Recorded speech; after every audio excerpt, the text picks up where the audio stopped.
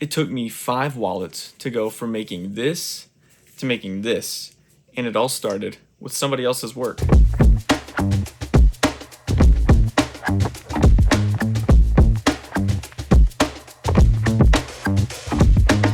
My initial foray into handmade leather goods started about 5 or 6 years ago with this wallet right here.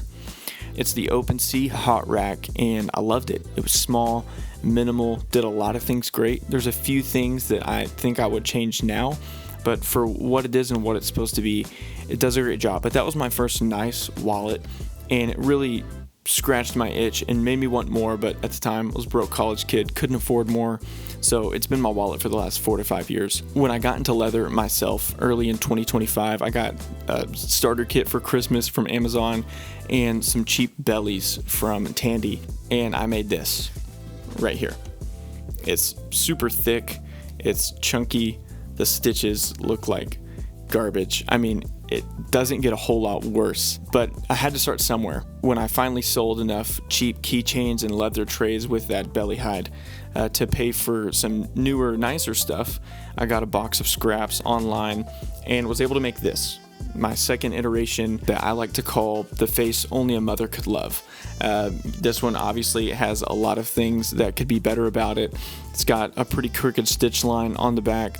The stitches aren't laid great. I didn't really know how to saddle stitch at the time, but it was my first true wallet that was functional, and I loved it. I was obsessed with it. I didn't think it looked that bad at the time. I knew it could be better, but I learned a lot of lessons, and frankly, this was the wallet that gave me hope that I was on the right track. My wallets were getting better, and one step at a time, I was fixing the problem. My first wallet, the leather was too thick and the stitches were ugly. This time, the leather was right. The stitches are still ugly, but we got there.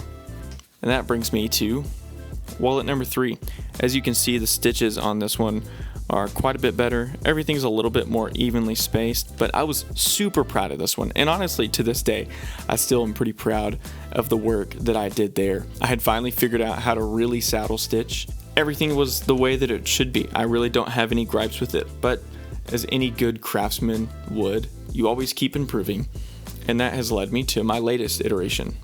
Now, where we're at with this one, materials are better. That's made out of some high quality Italian Pueblo leather.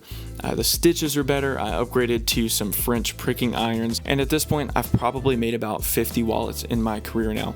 And I learned valuable lessons from each iteration. My hot rack from OpenSea Leather was what scratched that initial itch, what made me want to look deeper into leather. My first card sleeve I knew was awful from the get-go. I never even put a card in it because I knew it was horrible, it wasn't going to function, it wasn't going to work, but I held on to it because I knew that I could look back and say that's where I started and this is where I am. Slowly but surely, the wallets that I was making got better and better, and it just came with time. I learned a lesson from every single wallet.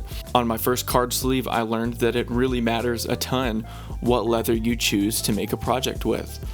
On my second wallet, I learned that if you don't know how to put the pieces together, it doesn't matter what kind of leather you use, it's still gonna look horrible. By the time I got to my third wallet, I learned to slow down, take my time. I watched plenty of YouTube videos to figure out how to punch straight lines, how to saddle stitch correctly, and as soon as I saw that wallet come together, I knew that I was headed somewhere. With the right amount of patience and a certain level of attention to detail, I could make it happen, and I could hang with some of the better of them. I wouldn't at all say that I could hang with the best of them, but I can make wallets that I'm proud of, and I can make wallets that people are proud to have, and that's honestly all that I could ask for. So if I could offer any advice to anybody who's in a similar situation to where I was just months ago, and even where I am now, it's don't blame it on the tools, don't blame it on the leather, but just keep trying, keep failing forward, and learn a lesson every time you finish a project, and refine your skills one piece at a time.